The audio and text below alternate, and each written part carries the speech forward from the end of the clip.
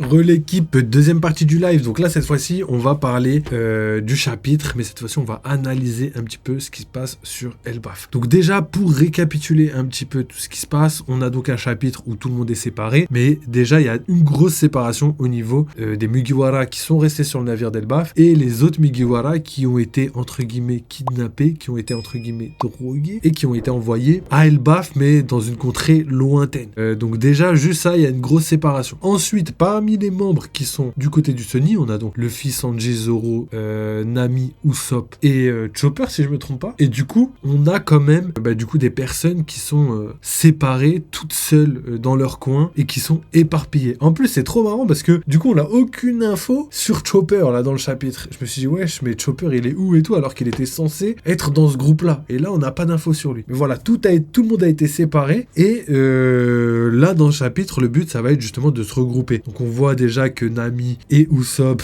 les potentiellement plus faibles de l'équipage, se retrouvent livrés à eux-mêmes face à des monstres gigantesques qui sont lambda, on dirait, sur Elbaf. Pardon. Et ensuite, on a aussi Sanji, Zoro et Luffy qui, pareil, rencontrent des monstres, mais cette fois-ci, c'est le contraire. Je pense que les monstres en question sont plutôt Luffy, Sanji et Zoro. Et c'est plutôt le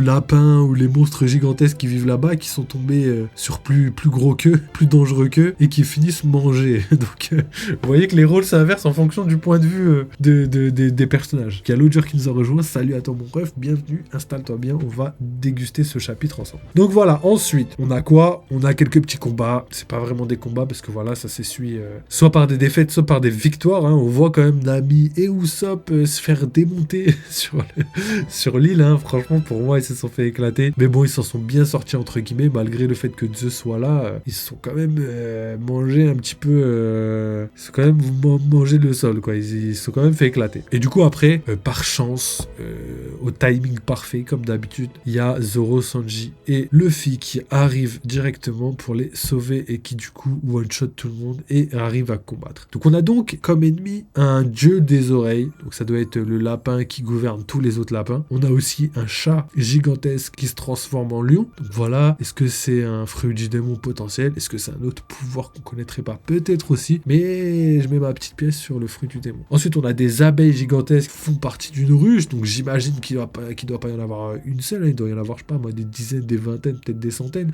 Donc, ça montre aussi que les monstres peuvent être très, très dangereux. Et du coup, tout le monde se rencontre là-bas. Suite à ça, il y a eu énormément de combats et d'affrontements. Et finalement, tous les monstres se sont fait éclater par Zoro, Sanji et Luffy. Et au final, on a donc des retrouvailles entre alliés. Donc voilà, ce que je voulais juste spécifier par rapport à tout ça, c'est que Chopper reste absent et c'est bizarre parce qu'on l'a complètement oublié. Il était censé être dans ce groupe-là et au final, on le voit pas. Donc on verra plus tard, mais hâte d'avoir des infos par rapport à tout ça. Donc voilà, je voulais juste ajouter 2-3 trucs par rapport à l'analyse. Je me dis qu'aussi, donc il y a l'arbre d'Yggdrasil qui a apparu plusieurs fois dans le chapitre et je me pose la question de savoir que est-ce que c'est comme ça qu'ils l'ont appelé? Est-ce que par exemple, je sais pas, dans une discussion, les géants ont décidé de l'appeler comme ça, voilà, l'Yggdrasil, faut faire attention, il y a un incendie là-bas, faut pas que l'Yggdrasil prenne feu, ou est-ce que c'est les liqueurs qui l'ont appelé comme ça, parce que voilà, mythologie nordique, etc. Donc on va attendre, parce qu'on n'a pas d'infos, et il y a aussi les théories qui lient un petit peu le bois d'Adam et l'Yggdrasil, parce que le bois d'Adam, c'est le fameux bois indestructible, et dans la mythologie nordique, l'Yggdrasil, c'est un bois qui est indestructible. Donc là, on voit que l'Yggdrasil, les géants s'inquiétaient qu'ils prennent pas feu, donc l'indestructibilité de l'Yggdrasil a été mise en doute un petit peu. Donc voilà, est-ce qu'il y a vraiment deux choses différentes entre les deux, ou est-ce que c'est la même chose? Ça, c'est une question qui reste en suspens. Donc voilà, ensuite, on a un petit parallèle d'Oda qui a décidé de faire attaquer Zoro, Luffy et Sanji de la même manière qu'il avait fait à Alabasta en début d'arc en plus. Donc encore une fois, des parallèles magnifiques. Et on a finalement les mêmes attaques, mais plutôt en 10 fois plus fort. En tout cas, les attaques ont toutes glow up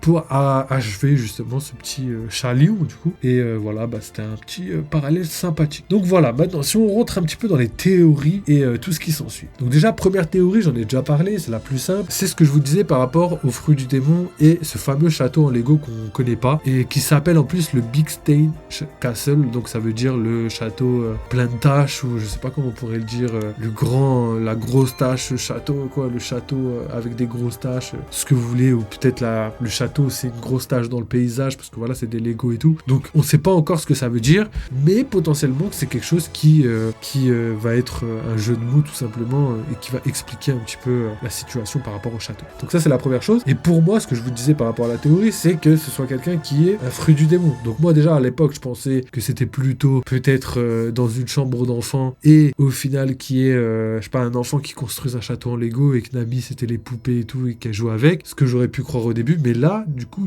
c'est difficile de croire ça étant donné qu'il y a des monstres, il y a des choses et tout. Peut-être c'est un jardin dans le château, mais bon, vu qu'on voit l'Yggdrasil au loin, tout ça malheureusement a l'air de tomber à l'eau, on verra bien plus tard. Ça a l'air d'être plutôt un utilisateur de fruits du démon qui est capable de changer l'environnement en Lego. Exactement comme par exemple la personne là qui était dans la Don Quichotte Family et qui arrivait à tout changer en art. On voyait un petit peu les inspirations Picasso, etc. Et elle était capable de changer par exemple le Sunny, elle était capable de changer les personnes elles-mêmes, elle est capable de changer l'environnement. Hein. Je sais pas si elle était capable de changer l'eau, mais le bateau était bel et bien sur l'eau, donc on peut comprendre qu'il y a des choses qui pourraient se passer très prochainement. Maintenant que ça c'est dit, on va passer à la suite. Et moi, j'arrête pas de m'interroger un petit peu sur ce qui se passe dans l'arc et sur l'analyse. On a vu qu'il y avait des événements qui pouvaient avoir un lien et des répercussions sur le reste. Comme par exemple l'incendie du début qui a failli brûler l'Yggdrasil, potentiellement qui pourrait avoir un impact sur ce qui se passe plus tard. Exactement comme par exemple le lion qui se fait tuer, entre guillemets, le chat lion qui se fait mettre KO. Et ben lui, pareil, peut-être que ça va avoir une incidence sur ce qui se passe plus tard. Pareil pour le dieu de l'oreille, ils l'ont mangé en plus, peut-être que ça va avoir une incidence sur ce qui va se passer plus tard, étant donné que peut-être une armée de lapins va essayer de se venger, ça pourrait être vraiment hilarant. Et quand je me dis ça, je me dis que potentiellement il pourrait y avoir des inspirations par rapport à Alice au Pays des Merveilles, où on pourrait avoir des choses farfelues. On connaît déjà un petit peu les références qui ont été utilisées précédemment dans l'arc de Big Mom, avec justement les soldats de cartes, etc., etc. Et là, je pense sincèrement qu'il pourrait y avoir la même chose pour rajouter un petit peu ce côté féerique dans Elbaf, parce que voilà, tout s'y porte. Il y a des châteaux, il y a des arbres gigantesques, il y a des animaux hyper grands par rapport à la norme dans One Piece, dans le monde de One Piece. Donc tout s'y prête. On va voir si oui ou non on va pouvoir avoir quelque chose de féerique, un petit peu les lapins de Alice au Pays des Merveilles ou des choses comme ça. Je pense qu'il va y avoir des références utilisées pour avoir quelque chose de cohérent et qui mélange les œuvres, parce que voilà, Oda c'est comme ça qu'il fait. Il s'inspire beaucoup des œuvres du monde et rassemble tout ce qu'il trouve le plus judicieux de le mettre dans One Piece pour que ce soit un petit peu la vision qu'il a en tout cas, mais aussi que beaucoup de personnes ont sur le côté féerique, sur le côté château, etc. etc. Donc voilà, je pense qu'au niveau des théories, j'ai fait le tour, même au niveau de l'analyse, je pense vous avoir tout dit les gars, hein. Je préfère pas trop en dire, hein. Je vous ai déjà parlé de pas mal de choses dans One Piece, hein. Même au niveau des théories, je vous ai parlé pas mal de choses, même au niveau de Elbaf, de la suite de Elbaf, des ennemis de Elbaf, le Ragnarok, etc. Je vous ai parlé de tout, donc je vais éviter de me répéter, comme ça au moins ce sera quelque chose de cohérent. Et je vais juste répondre à Lodger et on va clôturer sur ça, hein. Je pense que ce serait pas mal. Tu en penses quoi de Usopp? Beaucoup de gens disent que c'est mauvais que Yasopp soit aussi cru car c'est le modèle de Usopp. Eh ben ok, on va répondre à ça et après ce sera fini. Je pense pas du tout que Yasopp soit aussi cru comme les gens le disent. Et évidemment, on a l'impression que les gens se réveillent maintenant, comme de par hasard, ils sortent cette théorie que là, quand forcément Shanks et du coup Yasopp a attaqué. Mais bon, on est quand même dans la piraterie. On a déjà vu Usopp, je sais pas, prendre un marteau et taper la tête d'un homme poisson jusqu'à ce qu'il s'évanouisse. Et même après qu'il soit évanoui, il a continué à taper dessus. Ça a choqué personne. Donc ça ne m'étonnerait pas que Yasopp soit badass de temps en temps, mais aussi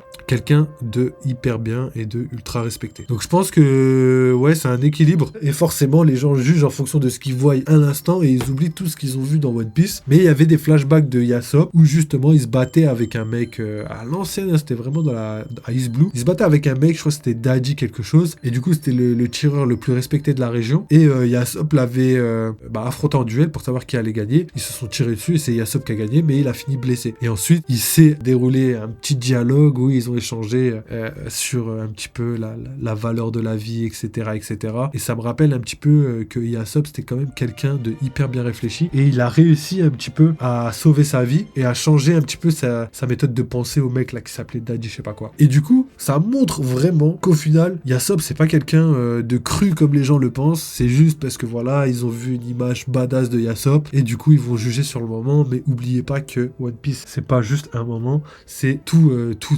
faut tout prendre dans l'ensemble, tout simplement. Donc voilà, pour répondre à ta question, non, je ne pense pas du tout que ce soit un problème que Yasop soit aussi cru, et au contraire, je pense que ce sera une bonne chose pour faire en sorte que Yasop soit pas tout à fait comme son père, et que ce soit pas tout simplement la copie conforme de son père. Exactement comme Ace c'était pas Roger, comme Luffy c'est pas Garp, c'est une Dragon. Donc on aura quand même quelque chose de différent et Usopp fera ses propres choix. Surtout que on voit déjà qu'au niveau du tempérament, Yasop et Usopp c'est pas du tout les mêmes personnes. Usopp, malgré le fait qu'il est fort au final, c'est un peu heureux, genre. Yasop, c'est pas du tout un peu heureux. Je pense que jamais il se ridiculisera ou etc.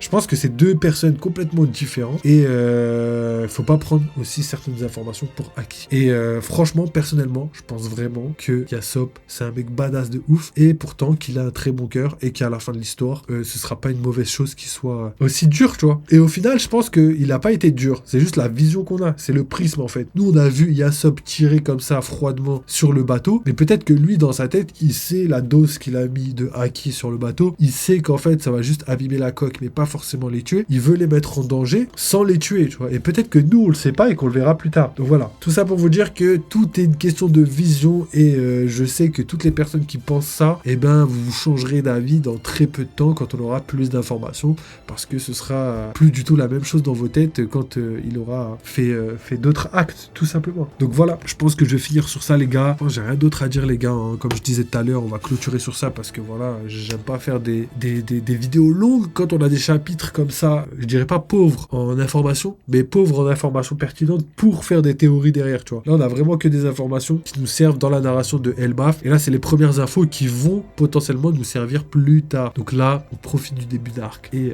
puis voilà. Et qu'est-ce que je voulais dire aussi, il y a aussi, c'est la 4e semaine la semaine prochaine qu'il y a un chapitre. Ils ont dit qu'il n'y avait pas de pause la semaine prochaine. Je suis abasourdi. Donc voilà, on va taffer à mort. On va vous servir encore des chapitres pas mal. Et je pense que vu que ça fait 4 semaines de suite, on va avoir un chapitre type cliffhanger, tu vois. C'est typiquement le chapitre où va y avoir une révélation de ouf à la fin. Donc potentiellement une rencontre avec quelqu'un de hyper puissant. Peut-être quelqu'un qui va arriver qui va dire ah je vous attendais. Et du coup ça va relancer un petit peu la hype autour du mec en ombre là qui disait ah venez sur Elbaf. Donc voilà, je pense que il y a quelque chose qui arrive le prochain chapitre, mais on va déjà déguster le chapitre demain. Donc voilà, je pense que j'ai fait le tour de tout ce que j'avais à dire. N'oubliez pas si vous kiffez. N'hésitez pas à soutenir, n'hésitez pas à follow, à liker comme d'habitude. Je vous mettrai d'ailleurs toutes les informations en haut à droite si je me souviens bien, ou je crois que c'est par là. Et du coup, on fera en sorte que toutes les informations de la première partie et de la deuxième partie aient de la cohérence pour vous. Donc n'hésitez pas à les regarder, n'hésitez pas à aller voir un petit peu tout ce qui s'est fait. Et sinon, bah voilà, hein, je pense que j'ai fait le tour. Hein. N'oubliez pas les jeux vidéo, n'oubliez pas vive les jeux vidéo et vive One Piece. Même mon intro finale, je vais la rater au final. Donc voilà les gars, je vous laisse sur ça, prenez soin de vous et à très bientôt. Allez. Ciao les mecs.